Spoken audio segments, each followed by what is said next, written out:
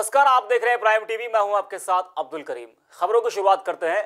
राजधानी लखनऊ में राज्यपाल आनंदीबेन पटेल ने नई दिल्ली द्वारा राष्ट्रीय शिक्षा नीति 2020 पर आयोजित वेबिनार को संबोधित किया। राज्यपाल ने कहा कि नई शिक्षा नीति में प्राथमिक शिक्षा पर जोर दिया गया है। बुनियादी शिक्षा ही बच्चे के भावी जीवन की आधारशिला होती है। नई शिक्षा नीति के तहत मातृभाषा में अध्ययन को महत्व दिया गया है। इस नीति में नैतिकता, मानवीय मूल्यों तथा संवैधानिक अपेक्षाओं से बच्चों को परिचित कराने की आवश्यकता पर अनेक सुझाव प्राप्त हुए हैं। खबरों में आगे बढ़ते बात करते हैं आजमगढ़ की जीयनपुर कोतवाली क्षेत्र में कुछ दिन पहले एक मासूम के साथ दुष्कर्म हुआ था। मासूम के साथ हुए हादसे के बाद राज्य बाल अधिकार संरक्षण आयोग की सदस्य डॉक्टर सुचिता चतुर्वेदी पीड़िता के घर पहुंची। पीड़िता के परिजनों से मिलकर डॉक्टर सुचिता चतुर्वेदी ने बच्ची का हालचाल जाना। साथ ही उन्होंने 15 दिन के अंदर रानी लक्ष्मीबाई कोष से 1 लाख रुपए खाते में भेजने का आश्वासन दिया है।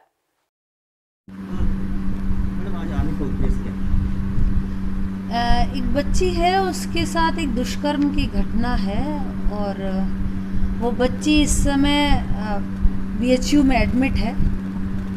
बस उसी को सरकारी योजनाओं का लाभ मिल रहा है या नहीं मिल रहा, और वो जो दोषी है वो इस समय कहाँ है, उस पूरी जांच के लिए मुझे आ जाना था। हाथरस लोकसभा सीट से भाजपा के सांसद राजवीर दिलेर इस समय नए विवादों के घेरे में है। आरोप लगा है कि वो हाथरस कांड के चारों आरोपियों से मिलने जेल गए थे, लेकिन सांसद इन सब आरोपों को सिरे से नकार रहे हैं। उनका कहना है कि वो किसी जरूरी काम से SSP के यहाँ पर गए थे, उसी रास्ते पर जेल पड़ता है, वहां पर रुक गया था और उन्हें जबरन इस मामले में घसीटा जा रहा है। ये माननीय मुख्यमंत्री जी से मैंने निवेदन किया था, उन्होंने CBI जांच करा रहे हैं। वो दूध का दूध और पानी का पानी हो जाएगा, ये पकड़ भी क्लियर हो जाएगा। मिलने की इतनी जल्दबाजी भी नहीं करनी चाहिए सबको। आरोपी को, दोषी निर्दोष जैसे भी हैं बच्चे, वो CBI जांच में निकल के आ जाएंगे। उस प्रकरण से मुझे मत जोड़िए, मैं किसी से मिलने नहीं गया हूँ। बार बार आपसे निवेदन करूंगा, इस प्रकरण को मुझसे न जोड़े। इस चीज़ के रामनगरी अयोध्या में जिला प्रशासन के रवैये से नाराज ग्रामीणों ने धमकाने और मुकदमे में फंसाने का आरोप लगाया है। दरअसल ड्रीम प्रोजेक्ट के तहत भगवान राम की 251 फीट ऊंची मूर्ति लगाए जाने की योजना है। इसके लिए धर्मपुरवा, न्यूरपुरवा सहित अन्य गांव को चिन्हित किया गया है, लेकिन मुआवजे के कारण किसानों ने जमीनों को देने से इनकार कर दिया है। प्रशासन ने 2 लोगों के ऊपर सरकारी काम में बाधा पहुंचाने और विवाद की धाराओं में मुकदमा दर्ज किया है। इसमें से एक आरोपी को 14 दिन की न्यायिक हिरासत में भेज दिया गया है।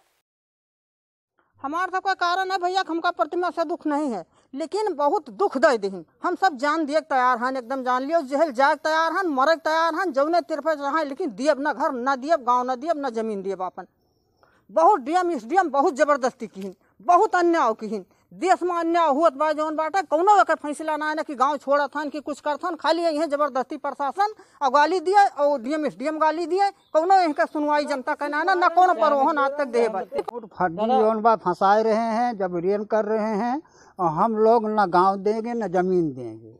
हमें जौन बा मूर्ति से कौनो लाभ नहीं ना साहब। अच्छा, गांव में फंसा रही, क्यों परेशान? अब नाके फंसाए रही है, उनका अंदर ले जाना है, कैसो ना कैसो फंसा के ले जाते।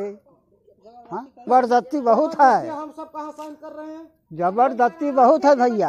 हाँ, बहुत जबरियन कर रहे हैं, पुलिस, दरोगा, DM सब।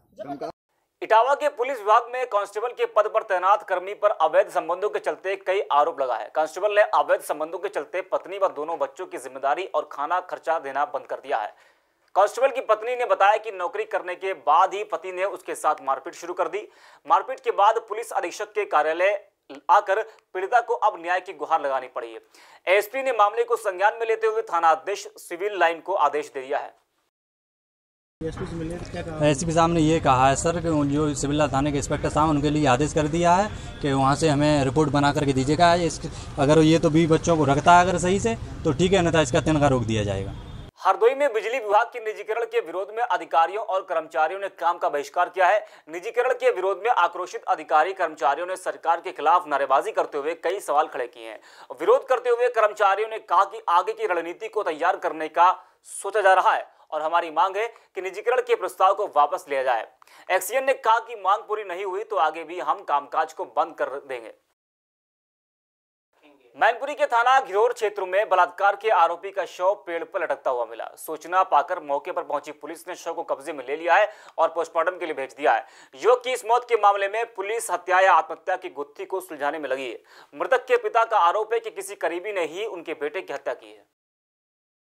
हमें जब आते कोई पता ही नहीं, बहाने आरोप बाज लगाओ तो मैंने जो रंगे हाथ में पकड़ो है वो जी, और घर में वो जबरदस्ती कर तो लेकर क्यों बात सकती, हमने कोई वही ना देखा ही बात न करी। प्रकरण थाना घिरोर जनपद मैनपुरी का है। इसमें एक व्यक्ति ने अपने छोटे भाई के खिलाफ यह तहरीर दी कि उसका छोटा भाई उसकी पत्नी के साथ रात्रि में 12 से 1 बजे के बीच में ज़बरदस्ती दुराचार कर रहा था। इस तरह का तहरीर बड़े भाई ने छोटे भाई के खिलाफ दिया। इस तहरीर पर घिरोर पुलिस के द्वारा मुकदमा दर्ज किया गया, इन्वेस्टिगेशन की जा रही थी, आरोपी छोटे भाई की तलाश की जा रही थी।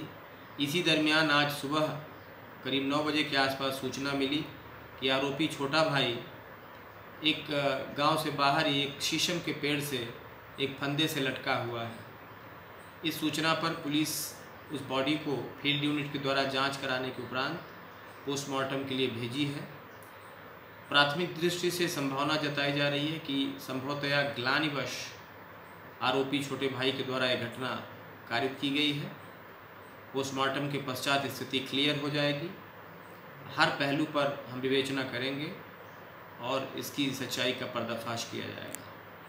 प्रतापगढ़ के खरवई गांव में युवक की हत्या पर परिजनों ने जमकर हंगामा किया। शव का अंतिम संस्कार करने से परिजनों ने इनकार करते हुए डीएम और एसपी को बुलाने की मांग की। पीड़ित परिवार ने बताया कि दबंग उन्हें सुलह करने के लिए दबाव बना रहे हैं। हत्या का एक मुख्य गवाह भी है, इसलिए दबाव बनाया जा रहा है। मांग है कि प्रशासन दबंगों के खिलाफ कार्रवाई करे। इसमें लड़के का एक्सीडेंट हो गया जिसमें इन लोगों ने हत्या की आशंका जताई है। इसको लेके ये लोग यहाँ पे अनशन पे बैठे थे। इसमें मैं और सीओ साहब यहाँ पे आए और इन लोगों को आश्वासन दिए कि अगर इस तरह की घटना हुई है तो दोषियों के खिलाफ सख्त कार्रवाई, उनकी गिरफ्तारी, इसके साथ साथ तहसील प्रशासन से जो भी नियम संगत डिमांड है उसको हम लोग पूरा करेंगे। मैनपुरी के निजामपुर गांव में ग्राम प्रधान पर ग्रामीणों ने घोटाले का आरोप लगाया है। ग्रामीणों ने प्रधान के घोटाले की जानकारी कई बार अधिकारियों से की, लेकिन आज तक प्रधान के खिलाफ कोई कार्रवाई नहीं हुई है। कार्रवाई न होने पर प्रधान के हौसले बुलंद है। कहा गया है कि सरकारी कागजों में भी प्रधान का घोटाला साफ साफ दिखाई दे रहा है। विकास कार्यों में भी प्रधान के द्वारा किए गए काम को चेक किया जाए। विकास कार्य ये हुआ है, गलियों का पैसा निकल गया है जी और वो गली बनी नहीं है जी।